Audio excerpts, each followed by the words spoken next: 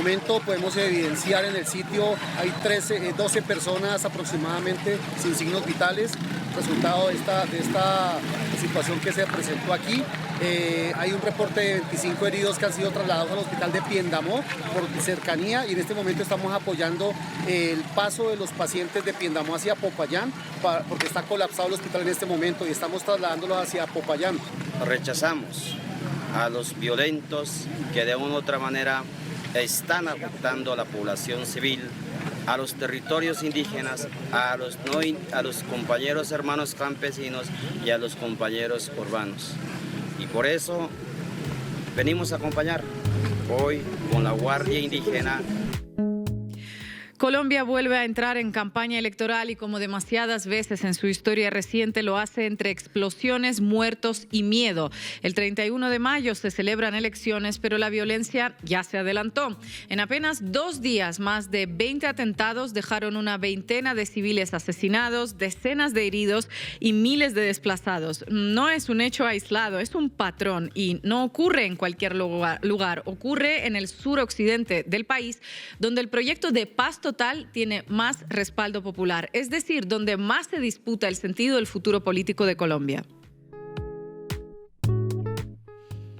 Las denominadas disidencias de las FARC se atribuyeron los ataques y señalaron a Gustavo Petro como responsable, una acusación cuanto menos funcional, porque desplaza la responsabilidad, genera confusión y alimenta el clima que algunos necesitan: miedo, incertidumbre, sensación de descontrol. El terreno perfecto para que ciertas propuestas políticas, especialmente las vinculadas a la mano dura, que todas sabemos de qué parte vienen, vuelvan a presentarse como la única salida posible.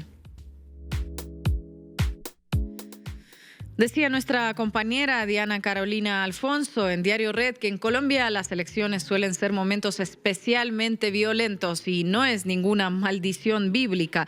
Los antecedentes hablan por sí solos. En 2006, durante el segundo mandato de Álvaro Uribe, sectores del propio Estado montaron atentados falsos para generar pánico y justificar respuestas militares. Coches bomba, montajes, falsos culpables, todo era parte de una estrategia.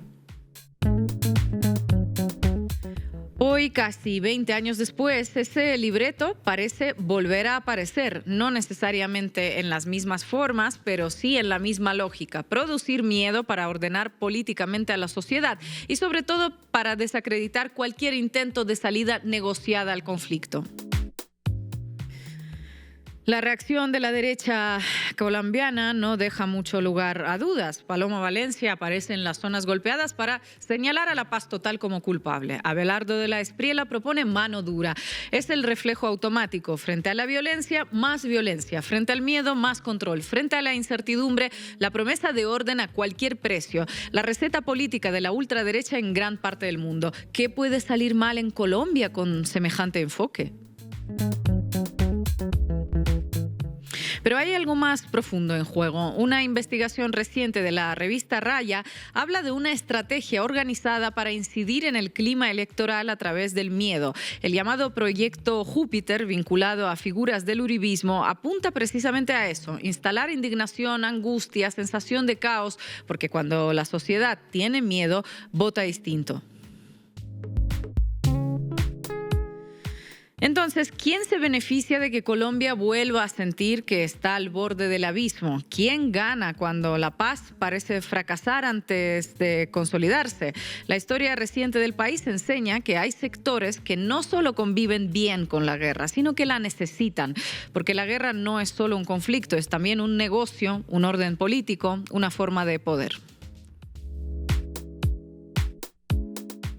Y hoy Colombia vuelve a enfrentarse a esa disyuntiva entre profundizar un camino de paz lleno de contradicciones y dificultades, o volver a un modelo que promete seguridad a costa de más violencia. Y hoy en La Base América Latina hablamos de eso, de una campaña electoral atravesada por el miedo, de la instrumentalización de la violencia y de los intereses que operan detrás. Bienvenidos y bienvenidas. La Base América Latina. 2 días de atentados, decenas de muertos, las denominadas disidencias de las FARC culpando a Gustavo Petro de someterse al Pentágono, una violencia supuestamente antiimperialista. Marco Teruggi, ¿qué pasó? Bueno, muy triste lo que está pasando en Colombia con los atentados. Vamos a explicar las hipótesis militares y políticas que hay detrás de ellos y vamos a enfocarnos en el timing político porque están aconteciendo a un mes de las elecciones, por lo tanto es imposible disociar esta violencia con lo que va a pasar en un mes en las urnas. Estefanía Veloz, lamento que hayas tenido que sumergirte otra vez en el mundo de las revistas Semanas y parecidos. Bueno, ya sabemos que van a decir que esto es culpa de Petro y de La Paz, pero vamos a ver cómo lo han hecho y vamos a comparar con un episodio del pasado a ver si eran tan rigurosos, porque parece ser que cuando hay un gobierno progresista es culpa todo del gobierno, pero cuando hay un gobierno de derecha, bueno, hay matices. Vamos viendo. Bueno. Y hoy nos va a acompañar también Víctor Manuel Gaviria Díaz. Él es politólogo, especialista en gobierno y gestión pública territorial y magíster en seguridad y defensa. Así que vamos a arrancar ya, Juanma. Debí tirar más datos. Con Marco Teruggi. Una ola de violencia y de atentados viene sacudiendo a Colombia. Comenzaron el pasado viernes en la ciudad de Cali, la tercera más grande del país, con el ataque con la explosión de un vehículo escolar frente al batallón militar Pichincha.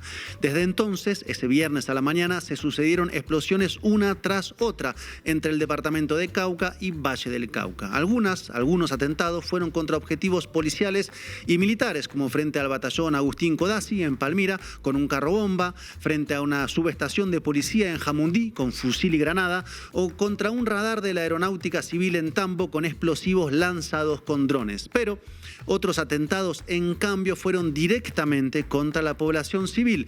El más grave de todos ocurrió en Cajibío, en la ruta que conecta los dos departamentos. Ahí detonó un cilindro bomba que dejó un inmenso cráter impresionante, destrozando autobuses, carros, furgonetas y dejando 20 fallecidos y 36 heridos, todos civiles, campesinos, gente de trabajo o dirigentes sociales como Patricia Mosquera, una líder afrodescendiente. El terror desatado conmocionó no solo a las regiones directamente afectadas, sino a un país demasiado marcado a fuego por una violencia que nunca, pero nunca termina y que, con estos atentados, en particular el de la carretera, volvió a alcanzar un pico que no se había visto en años y que pensábamos que ya había pasado. La conmoción ocurre además en un país que no está en cualquier momento, como decíamos, sino a puertas de las elecciones presidenciales del próximo 31 de mayo. Algo más de un mes falta, es decir, que la ola de explosiones viene a impactar de lleno en las campañas, lo que se debate, y a insertar el factor miedo en la ecuación electoral. El miedo porque con estos atentados cualquiera puede ser víctima, no solo policías o militares, sino cualquiera que viaje de un lugar a otro en una carretera o dentro de la ciudad, porque la lógica de los atentados es que la población quede de rehén. Lo único que nosotros pedimos, y aprovecho para en este medio que lo escucha la mayoría en el país, es a que nos saquen del conflicto, ¿sí? Que la población civil no sea parte de estas situaciones del conflicto. Eso es lo que nosotros a gritos pedimos, porque en el 2000 no sé cuáles fueron los motivos. En esta situación que acaba de pasar el 25 no sabemos realmente qué pasó, qué sucedió. Estamos aún, la gente pareciera que estuviéramos perdidos porque no entendemos cómo se afecta tanta gente humilde en una situación tan lamentable que ha vivido el departamento del Cauca. Ahora bien, la primera pregunta es quiénes son los responsables de esta violencia desatada a puertas de las elecciones. Las acusaciones del gobierno colombiano apuntan en este caso a lo que se conoce como una disidencia de la FARC, es decir, un grupo que viene originalmente de la guerrilla FARC, pero que no se desmovilizó en 2016 con los acuerdos de paz, sino que siguió en armas y pasó a integrar el listado de grupos narcodelictivos colombianos. En este caso, se trata específicamente de la fracción conocida como Estado Mayor Central, liderada por alias Iván Mordisco, que según el gobierno colombiano está integrada esta fracción por unos 4.000 miembros, de los cuales cerca de 2.000 están armados y los demás operan como redes de apoyo, colaboradores o informantes. El presidente Gustavo Petro lo señaló directamente al ocurrir los atentados, en particular el más mortífero. Escribió así: ¿qué es terrorismo, es producir miedo masivo en la población a través de la violencia. El miedo es el instrumento del fascismo para acceder al poder y del narco para controlar la población. Su jefe se llama alias Marlon, plenamente identificado por la inteligencia policial y militar. Los frentes de alias Iván Mordisco en el Cauca son delincuentes criminales contra la humanidad. Y la pregunta es, ¿por qué ocurrieron estos atentados? Una respuesta que puede verse por dos lados. Por una parte, por la cuestión propiamente militar, partiendo, por ejemplo, de lo que afirmó el ministro de Defensa colombiano, Pedro Arnulfo Sánchez Suárez. ¿Por qué lo están haciendo? Y la hipótesis que en este momento tenemos es por la fuerte presión que estamos realizando en sus madrigueras. Allá en el Cauca desplegamos 2 fuerzas de despliegue rápido y una más en Nariño. Cada división tiene una fuerza de despliegue rápido, pero la tercera división, que es de esa zona, tiene 3 para adelantar operaciones en el Micay, en el Naya, y eso le genera una presión muy fuerte que, a pesar de tener 13 pelotones de blindados en la Panamericana, en lo que es en el Cauca, 12 pelotones de infantería, unidades policiales, patrullas, drones, antidrones, pues estos criminales han logrado afectar a la población civil con una amenaza que es muy fácil de hacer o de ejecutar, pero muy difícil de controlar y evitar. Según esta hipótesis, la ola de ataques responde a un acorralamiento militar sobre esa organización que optó por responder con ataques sobre fuerzas policiales, militares y terrorismo sobre la población civil. Pero claro, resulta difícil, cuando no imposible, disociar lo ocurrido del tiempo político por el impacto de los atentados en medio de la campaña. Y acá debemos entrar a la segunda hipótesis, la política. Es decir, que esta ola de violencia busca objetivos políticos claros, incidir en el resultado del 31 de mayo, para decirlo lisa y llanamente. Y acá el primer pregunta que podemos hacernos es: ¿a quién beneficia esta oleada de violencia en este preciso momento? Pongámoslo al revés, afecta negativamente al gobierno por la razón de que es quien debe garantizar la seguridad en el país y porque además hizo de la llamada paz total una de sus principales banderas, que tenía que ver con lograr negociar y desmovilizar a través de un conjunto de incentivos a las organizaciones armadas dedicadas a economías ilegales como la cocaína o el oro. Por esa misma afectación directa sobre el gobierno, tanto Petro como sobre la campaña de Iván Cepeda, es que la pregunta que apareció automáticamente es si estos atentados fueron planificados políticamente para golpear al gobierno, su campaña y el candidato. Cepeda dijo justamente que, abro comillas, resulta profundamente preocupante que estas acciones terroristas se presenten en regiones del sur del país donde existe un amplio respaldo ciudadano a nuestro proyecto político. Surge una inquietud legítima sobre si, además de causar daño y zozobra en la población, estos hechos buscan generar un clima de miedo que favorezca intereses de sectores de extrema derecha empeñados en desestabilizar el país y entorpecer el desarrollo democrático del proceso electoral. Cierro comillas. Claro, como podrán imaginarse, los 2 principales candidatos que compiten con Cepeda, uno más a la derecha que el otro, acusaron al gobierno y al propio Cepeda de ser responsables. Paloma Valencia, candidata del uribismo, escribió: en Colombia son las guerrillas amigas de la izquierda las que nos están matando. Bueno, asociar directamente quienes realizaron los ataques con la izquierda y por ende al gobierno es cuando menos peligroso. Y esto empalma además con la campaña sucia de asociar a Cepeda con las FARC, provocando una suerte de silogismo evidente. Cepeda es amigo de las FARC, las disidencias de las FARC realizaron los atentados, entonces Cepeda es responsable, o por lo menos es lo que dicen. Silogismos peligrosos. En cuanto a Abelardo de la Espriella, candidato ad hoc del uribismo, un poco más a la derecha que Paloma Valencia, o compiten uno con otro, afirmó que: Cepeda, estos muertos son tuyos también, o que lo ocurrido se debe a la falsa paz total de Petro que le entregó el país al narcoterrorismo. Y claro, ambos prometen lo que siempre promete la derecha: militares, policías y balas. Básicamente la mano dura, durísima, con plomo, a lo Álvaro Uribe, que ante una situación de conmoción social como esta puede tener mayor receptividad en la población. Y desde aquí quiero reiterar: nosotros vamos a militarizar la vía Cali, Popayán, Pasto, Rumichaca, para que todos los caucanos, los bayunos, los nariñenses podamos movernos libremente, para que nuestros departamentos no sean los que no pueden moverse. Pero además vamos a recuperar nuestra fuerza pública para poder tener una acción contundente contra la criminalidad. Que no la vamos a estar llevando ni al Congreso ni a las tarimas, sino a las cárceles. porque Colombia lo que necesita es recuperar su seguridad. Más militar es la única fórmula de la derecha. Por eso, en términos objetivos, los atentados que están ocurriendo a un mes de las elecciones representan agua para el molino discursivo de la derecha y la extrema derecha. Ahora bien, empujemos un poco más la hipótesis de la intencionalidad política de los atentados. ¿Cuál es el discurso de Petro? Que estos grupos armados, narcotraficantes, prefieren un regreso de las fuerzas de derecha al gobierno con quienes históricamente tuvieron acuerdo. Por eso atacan ahora. Y que además existen actores internacionales metidos en todo esto. Primero, la llamada Junta del Narcotráfico. Y entonces la Junta del Narcotráfico coloca al Clan del Golfo, que acaba de pasar otra propuesta de paz diferente y mejor.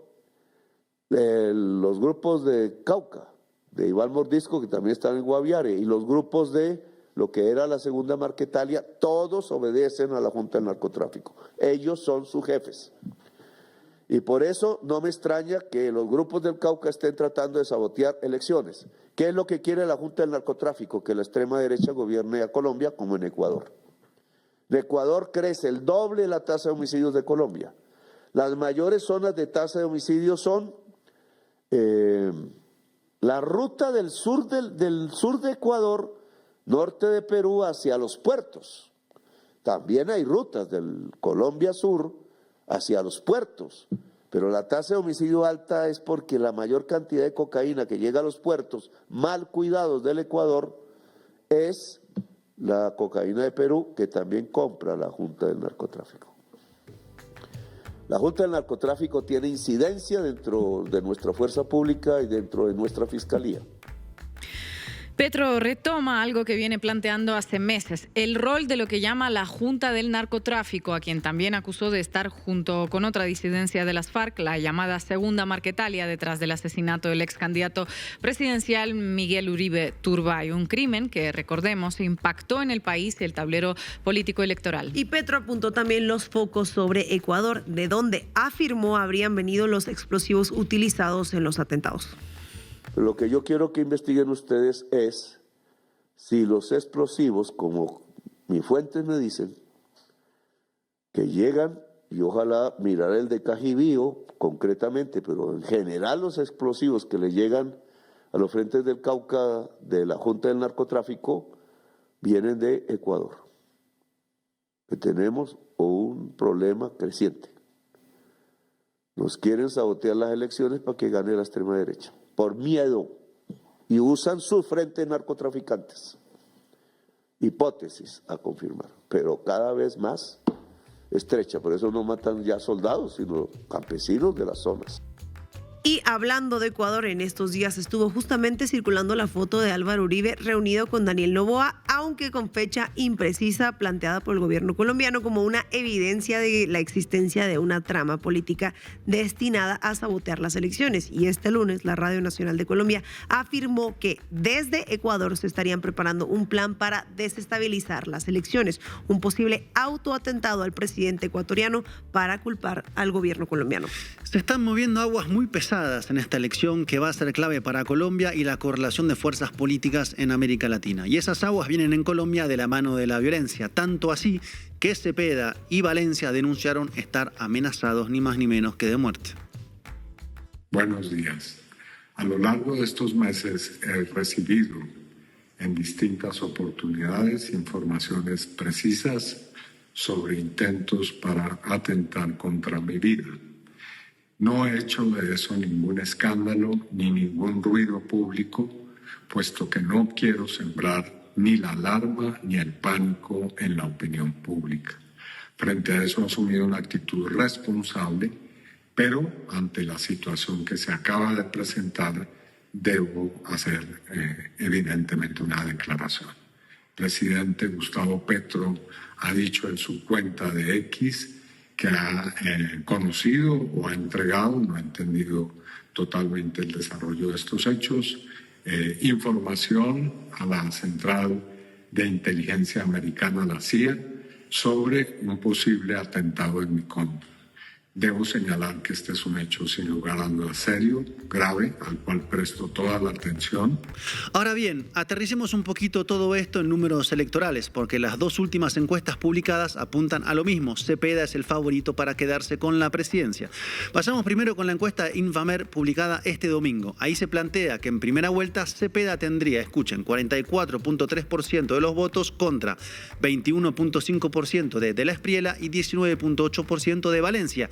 Y en una segunda vuelta, Cepeda ganaría con 51.2% a De la Espriella con 42.6% y también le ganaría con 54.6% a Paloma Valencia, que tendría 46.6%. En conclusión, que Cepeda ganaría contra ambos candidatos en la segunda vuelta. Y según la encuesta de CELAC, la intención de voto para la primera vuelta es de 41.9% para Iván Cepeda, 20.3% para Paloma Valencia y 19.8% para Abelardo de la Espriella. Y ya yendo a un escenario de segunda vuelta, entonces Cepeda ganaría con un 48.3% contra 38.6% de Valencia. Y nótese algo que también se desprende de ambas encuestas, como es la desaparición del centro político que intenta encarnar, por ejemplo, Sergio Fajardo, que está por debajo del 2% de intención de voto. Interesante este dato porque refleja algo que se está viendo en diferentes países de la región, como es la gran polarización política que deja muy poco espacio para las opciones centristas o el espacio político de Corea del Centro, como se dice irónicamente en Argentina. Por eso en este caso se tensa la soga entre un polo de izquierda, con Cepeda, y dos factores de derecha o extrema derecha, como son Valencia y De la Espriella, que representan cada quien dos modelos de repúblicas diferentes, cuando no antagónicas, y que están en una campaña literalmente volcánica. Y en esta campaña volcánica juegan factores nacionales e internacionales, porque el primer interesado en un regreso de la derecha es Donald Trump. ¿Saben por qué? Para desembarcar con alfombra roja en Colombia, como lo estuvo haciendo en Ecuador todos estos meses en su nueva temporada de guerra contra el narco. En medio de esta situación es que transcurre esta campaña, y en ella se ve la dificultad del gobierno para garantizar la paz y evitar que la población sea tomada como rehén por parte de estos grupos armados narcotraficantes, porque con el asesinato de Patricia Mosquera, que mencionaba al inicio de la sección, van 48 líderes sociales asesinados solo en este año, 48. ¿Cómo se resuelve eso? ¿Cómo soluciona la izquierda, el progresismo, el problema de la narcoviolencia? Bueno, va a ser una de las preguntas más urgentes a la que se va a enfrentar Cepeda si gana la primera y la segunda vuelta, como marcan las encuestas, aunque aún falta semanas de altísimo voltaje. Muchísimas gracias, Marco. Pero usted sabe que todos estos hechos ponen en duda la efectividad de la fuerza pública en la región, ministro. Y la pregunta se la hago muy directa, porque nos ha llegado a múltiples televidentes que nos piden que se lo pregunte, y es: ministro, ¿en el Cauca se perdió la guerra? Porque no es solo de este gobierno, también hay que decirlo. Esto viene de muchos gobiernos anteriores. No, jamás se ha perdido. Todo lo contrario, estamos avanzando en la recuperación del control territorial. En el Cañón del Micay, años estaba ahí abandonado. Ahorita ya llevamos más de un año. Ya vamos a completar 2 años de estar allá en el Cañón del Micay. Pero avanzar en esto tiene que ser de la mano de la comunidad. Estamos recuperando. Cuando miramos los indicadores, por ejemplo, sí, de seguridad, de cómo íbamos este año frente al año pasado, podría referenciar la reducción de los atentados terroristas en el Cauca de un 22%, pero también podría mencionar que había una leve reducción de los homicidios en esta región. También el secuestro se redujo en 48%, la extorsión iba en una reducción del 7%, el confinamiento una reducción del 69%, el reclutamiento de niñas, niños y adolescentes el 55%. Compañera Veloz, adelante. Vamos arriba. Cuéntamelo todo y exagera, con Estefanía Veloz. Hay un titular de la revista Semana, la publicación colombiana más influyente del país, porque circula mucho, que me parece el mejor resumen de lo que vamos a analizar hoy. No habla de víctimas, no habla del cráter que quedó en la Panamericana, no habla del grupo armado que detonó los explosivos. El titular habla del gobierno y dice: el beneficio del gobierno de Petro a alias Marlon, responsable de la masacre de 20 personas en la vía Panamericana. A ver, Estefanía, me estás diciendo que ante el peor atentado civil de Colombia, Colombia en años. La pregunta editorial de la revista Semana, que es más importante, es ¿qué le dio Petro al autor intelectual de la masacre? Exactamente, la nota de Semana funciona así. En el 2023, el gobierno de Petro le suspendió temporalmente la orden de captura a alias Marlon, un jefe guerrillero de las disidencias de las FARC, para que pudiera sentarse a negociar la paz. Esto es estándar en cualquier proceso de paz. No puedes invitar a alguien a una mesa de negociación y arrestarlo al mismo tiempo. Lo que Semana no pone en el titular es que el propio gobierno de Petro le revocó ese beneficio en abril del 2023, cuando Marlon incumplió los acuerdos y que desde entonces tenía una orden de captura activa, 3 años antes del atentado que acabamos de ver. Semana no inventa nada, pero con la historia pone la historia justo donde le conviene. Publica que Petro le dio un beneficio al asesino y omite que Petro pues se lo quitó. Con los datos completos, el titular sería otro. Por ejemplo, el gobierno de Petro intentó negociar con alias Marlon, él incumplió y el gobierno lo mandó capturar, pero ese titular pues no sirve, ¿no? Y el dato que tampoco aparece en el titular de Semana es que de las 18 grandes operaciones del gobierno Petro contra grupos armados, 12 fueron contra la estructura a la que pertenece justamente alias Marlon. Y no es un error editorial, sino el patrón que hoy vamos a probar con titulares editoriales, filtraciones, en un momento que hay algo más en juego de lo que parece. A un mes de las elecciones presidenciales del 31 de mayo. El mismo fin de semana que estalla el Cauca, el New York Times publica una investigación que revela que la Casa de la Moneda de Estados Unidos compra oro extraído ilegalmente de Colombia por el Clan del Golfo y lo vende estampado con el águila calva como si fuera 100% estadounidense. 2 historias enormes ocurriendo al mismo tiempo. Una acapara todas las portadas colombianas y la otra apenas aparece en una nota breve y vamos a ver por qué. Y El Tiempo publica el 27 de abril un editorial que se llama Repudiables ataques y que empieza con el luto, pero vira bastante rápido. Ojo esto, el diario dice que los ataques son reafirmación de que la paz total es un fracaso y le reprocha a Petro haber publicado en redes mensajes sobre su fiesta de cumpleaños en la misma noche que las familias de los civiles asesinados lloraban a sus víctimas.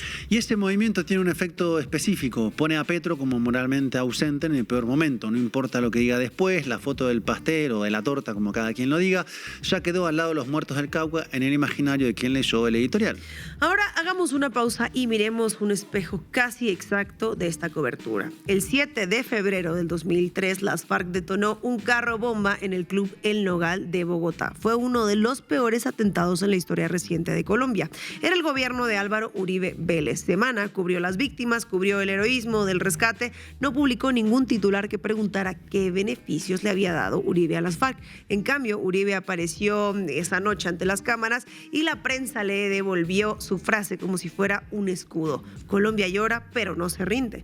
Berta Fríes, vocera de las víctimas del Nogal, documentó que el gobierno de Uribe recibió información de un informante una semana antes del atentado sobre la infiltración en el club. Estuvieron más que avisados, dijo. Ese dato no produjo portada en Semana, cuestionando si Uribe le dio facilidades a las FARC. Produjo un silencio que duró bastantes años. Y el patrón queda completo cuando ves lo que pasa con las fuentes que eligen los medios para analizar los hechos, porque eso también es una decisión editorial. CNN en español publica el 27 de abril una nota sobre el impacto electoral de los ataques y elige como analista a Jaime Arango, a quien describe como analista político, y aclara en el mismo párrafo que es ex asesor de seguridad nacional durante el gobierno de Iván Duque, un exfuncionario del gobierno uribista analizando el impacto de un atentado en una campaña del candidato de izquierda. No hay en esa nota ninguna voz cercana al oficialismo o al gobierno o a Cepeda. El debate se ve equilibrado porque tiene 2 candidatos, pero el árbitro que decide quién tiene la razón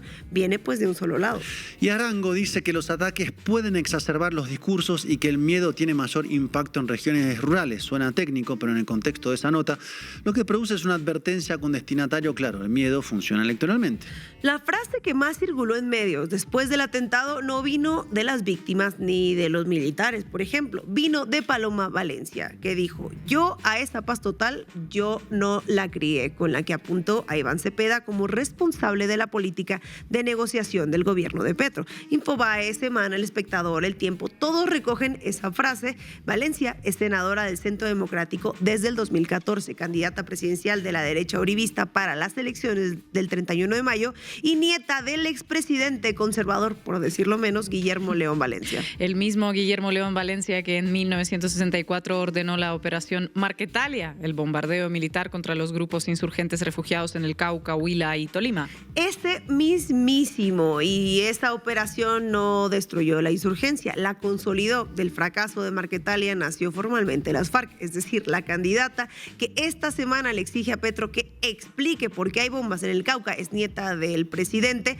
que menciona como estandarte de la legalidad y la política. Ella lo dice todo el tiempo, cuya política de mano dura es en la misma región hace 60 años produjo este grupo armado. Fíjate. No solo no se menciona esto en las notas, sino que ninguno que retoma su frase le exige a Valencia que explique cómo es que exactamente Cepeda resulta ser el responsable de lo que sucedió en estos días. Y aquí es donde entra la segunda historia que ocurrió el mismo fin de semana, o que se publicó el mismo fin de semana, y que los medios colombianos trataron de manera completamente distinta, porque mientras la prensa ponía a Petro y a Cepeda en el banquillo del Cauca, el New York Times publicaba algo que conecta directamente con la conversación sobre quién financia el crimen organizado colombiano.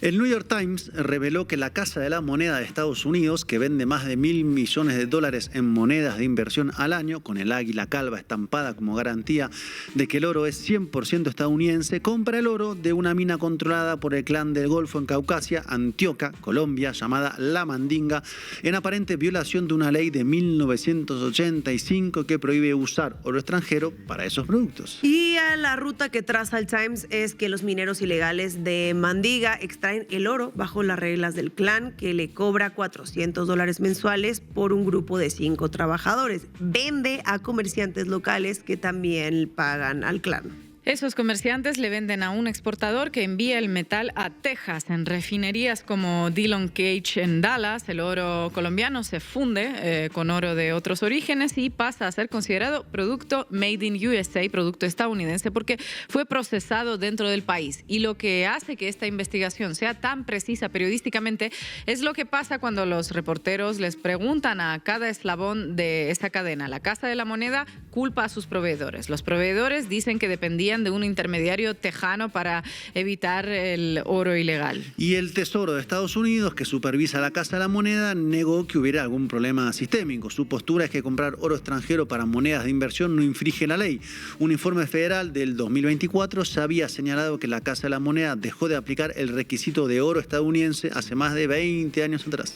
Entonces tenemos esto: el mismo gobierno de Donald Trump que presiona a Colombia por el narcotráfico, que sanciona a los funcionarios colombianos, que usa el crimen organizado latinoamericano como argumento geopolítico permanente, lleva décadas comprando su país el oro con el que el crimen organizado se está financiando. El fotoperiodista colombiano Federico Ríos descubrió desde el aire que la mina de La Mandinga no solo operaba en inmediaciones del batallón Rifles 31 del Ejército Nacional de Cáceres. Había traspasado el perímetro. La extracción ilegal del oro del Clan del Golfo estaba ocurriendo dentro de la base militar. Cuando el Times le mostró las imágenes al coronel comandante de la base, este dijo estar sorprendido y prometió tomar medidas. ¡Ay, sorprendido! Dentro de la base, con más de 2.000 mineros, el ejército que en ese mismo fin de semana desplegaba pelotones en el Cauca para perseguir a las disidencias, tenía una operación criminal financiando al crimen organizado más grande del país a 137 metros de su piscina privada, pero no se dieron cuenta. Entonces, miremos los dos tratamientos mediáticos del mismo fin de semana. El Cauca, portadas editoriales, análisis del impacto electoral, señalamiento a Petro, señalamiento a Cepeda. Blue Radio incluso publica una nota sobre Cepeda en la que dice que el candidato no se refirió a otros hechos graves recientes, como 26 atentados en su discurso, mientras que sí habló de las amenazas contra su propia vida. El retrato que construye Blue Radio es el de un candidato que se preocupa por sí mismo y no por los muertos. Pues eso es lo que les conviene a ellos. La pregunta que ningún medio le hizo a la oposición colombiana esta semana es la más obvia de todas. Si la paz total de Petro es responsable de que el crimen organizado se haya fortalecido, ¿qué explica que durante años de la seguridad democrática de Uribe, el Clan del Golfo naciera, creciera y terminara instalando minas dentro de bases militares, financiando durante décadas con oro que llega a las monedas oficiales del gobierno de Estados Unidos? Esa pregunta no tiene respuesta y por supuesto no la van a encontrar en ningún titular. Abelardo de la Espriella lo dijo sin presentar pruebas. Estos son parte de un plan de desestabilización del desgobierno. Y los medios que estudiamos hoy no le pidieron las pruebas, se lo publicaron. Gracias, compañera. De lo que se trata aquí es de provocar el máximo miedo, desestabilización y generar la sensación de que se requiere volver a las fórmulas tantas veces fracasadas de militarizar a ultranza los territorios. Es evidente que los autores de estos actos terroristas buscan favorecer, digámoslo con claridad, el proyecto político de la extrema derecha. Sin duda, sobre eso que no quepa duda. Esto no es gente que está trabajando por transformar el país, ni por beneficiar a las comunidades. Esta es una guerra contra el pueblo del Cauca y del Valle del Cauca. Repito, es evidente que los autores de estos actos terroristas buscan favorecer a la extrema derecha, paralizar la movilización política y electoral del pueblo en territorios que han mostrado un claro respaldo a la política de nuestro gobierno, hacer el mayor daño posible a las organizaciones y a los movimientos sociales y a sus liderazgos en esos territorios.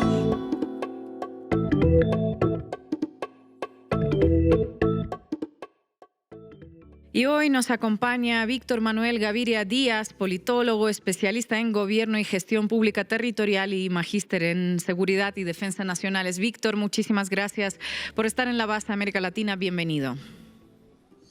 Muchas gracias por la invitación. Y no hay compañeros. Víctor, ¿qué lectura le das a esta serie de atentados que sacudieron Colombia estos días y cómo impactan en el rumbo de la campaña electoral? Sí, básicamente los atentados concentrados en este fin de semana, 30 casi se enumeran, podríamos observarlos como un ejercicio político. Sí, ustedes saben que cuando hacemos una denominación, por ejemplo, si estudiamos la denominación de ataques terroristas, que es todos estos con explosivos que buscan generar un ejercicio de temor, de miedo, pues tienen un interés, ¿sí? ¿Cuál es el interés en este caso? No había un combate, si ustedes lo miran, no hay un combate contra las fuerzas militares del Estado, hay un par de hostigamientos de los 30 atentados que hubo y fundamentalmente se quiere generar un ambiente de temor entre estos 3 departamentos y lo queremos mirar, Valle, Cauca y Nariño. Entonces lo que podemos tener de este fin de semana es precisamente eso, una serie de atentados concentrados en un territorio con un interés claramente político e influencial hacia la derecha en este ejercicio militar, o más bien en estas acciones terroristas que podrían enumerarse en este territorio. Víctor, gracias por estar en La Base América Latina. ¿Cómo va a impactar esto en la campaña y cómo está la campaña? Vimos unas encuestas que ponen a Iván Cepeda en primera posición, con posibilidad de ganar la primera y la segunda vuelta. ¿Cómo todo esto dialoga entre sí? Claro, hay varios elementos, ¿no? Hay una operación en redes sociales, y con algunos medios de comunicación. Ya uno de los medios nacionales lo denunciaron, la operación Júpiter, que tiene que ver básicamente con este ejercicio de temor. Creo yo que la derecha ha ganado desde el 2002 básicamente las elecciones, generando miedo a la población y sin tener unas pruebas fácticas concretas, pero es muy particular que en esta ofensiva mediática de hacer un relacionamiento de Iván Cepeda con la guerrilla y generar una acción de miedo, un tema de nostalgia por el pasado, de cómo se logró traer la paz y la seguridad al país con los gobiernos del uribismo, pues aunque no haya un ejercicio fáctico, es demasiada casualidad que estos grupos que en los últimos 2 años el gobierno ha tenido una ofensiva militar supremamente fuerte, hayan desarrollado un ejercicio militar en estos territorios, o un ejercicio de carácter pues explosivo, o sea, atentados, etcétera.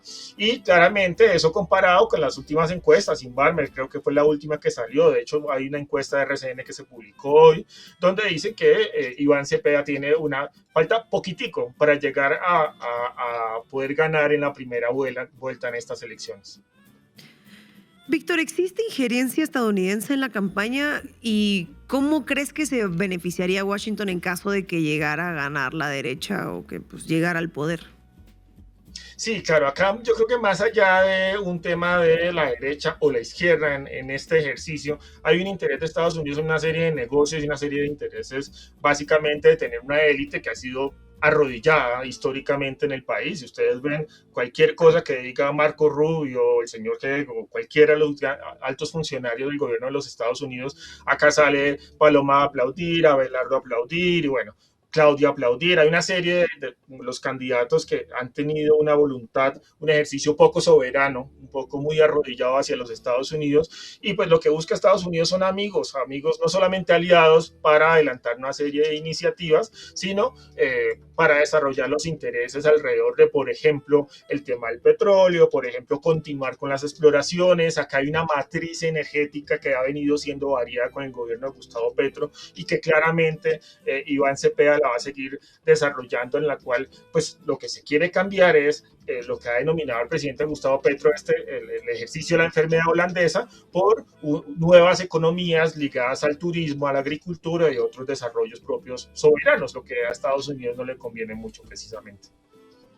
Víctor, estamos viendo este intento insistente de parte de la derecha colombiana de culpar a las políticas, al proyecto de la paz total de esta violencia. ¿Nos podrías hacer un balance de la política de la paz total en estos años del gobierno? ¿Qué se hizo bien? ¿Qué falta? ¿Cómo la evalúas?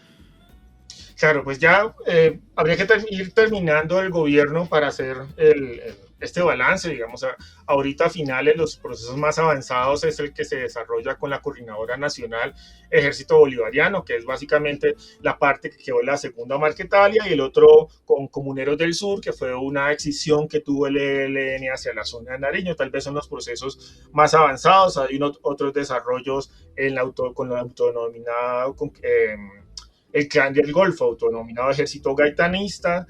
Hay otros avances importantes medibles con los conquistadores de la Sierra Nevada de Santa Marta, pero creo yo que más allá de que en 4 años se logre, lo cual es, pues, digamos, creo que lo que se le puede culpar a la paz total es de ser ambicioso. En estos 4 años, más allá de eso, es entender un poco el Estado ha logrado identificar los diferentes conflictos, las diferentes guerras que se dan en el territorio, con varias características, pero creo que la principal, y es como comprender que en nuestro territorio nacional las confrontaciones, más que como lo podíamos ver en tiempos anteriores entre el Estado y unas fuerzas insurgentes, es básicamente confrontaciones entre grupos por las zonas o las rutas de las economías ilegales, las rentas criminales fundamentalmente. Eso es lo que podemos ver en el territorio.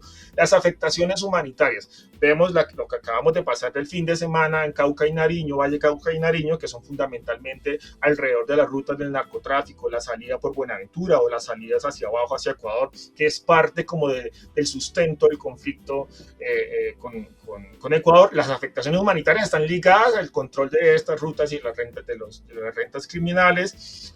La confrontación entre Morrisco y Calarcá, la confrontación entre el ELN y el grupo de Calarcá también en esta zona del Catatumbo, tienen que ver con rentas criminales, las salidas hacia Venezuela, hacia por el agua, por Maracaibo, etcétera, etcétera.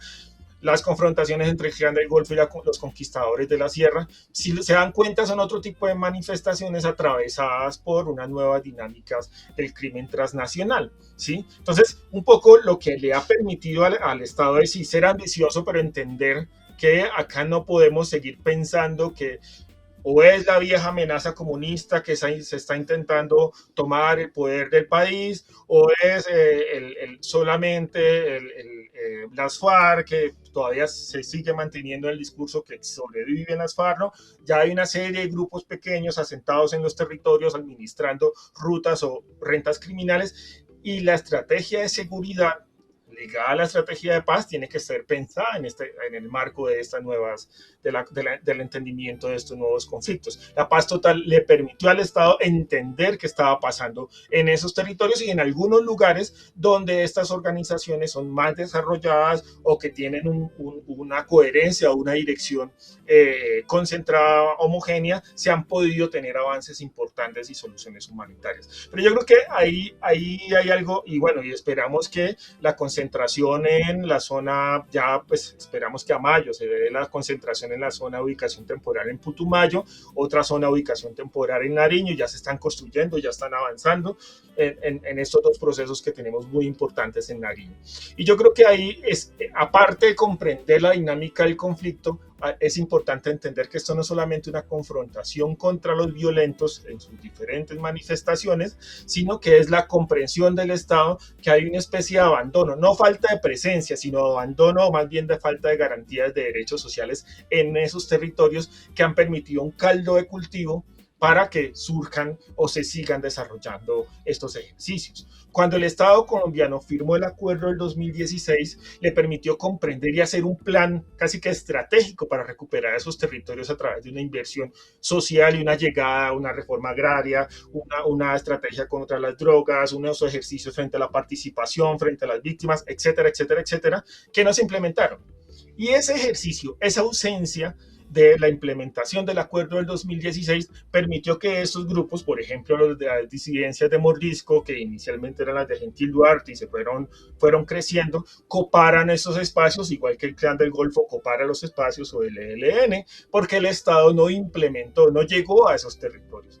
Acá a veces se cree que la implementación del acuerdo del 2016 era un ejercicio pensado solamente para entregarle el país a las FARC, como era el discurso, mucha gente se lo creyó, pero básicamente era cómo el Estado se piensa realmente una llegada al territorio fundamentada en la garantía de derechos de esas poblaciones, en la construcción de nuevas alternativas en términos de las economías ilícitas, que es lo que estamos viendo hoy, en la garantía de infraestructura, vías, etcétera, que es un poco a lo que hay que apostarle en la continuación de este periodo. Y creo yo muy bien que el candidato Iván Cepeda, cuando dice, oiga, no, mire, hay que pensarnos en 5 grandes territorios donde el Estado ha tenido más abandonado, pues eso es fácilmente identificarle abandonado estos territorios y desplegar una estrategia de intervención estatal que, claro, tenga que ver con la seguridad, pero que fundamentalmente tenga que ver con la capacidad de las otras entidades del Estado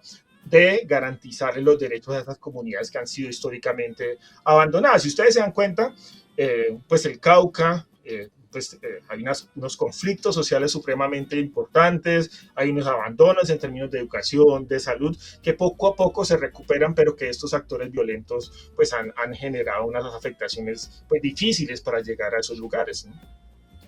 Pero pues creo yo que ese es el mapa que nos ha permitido plantear el ejercicio de la paz total.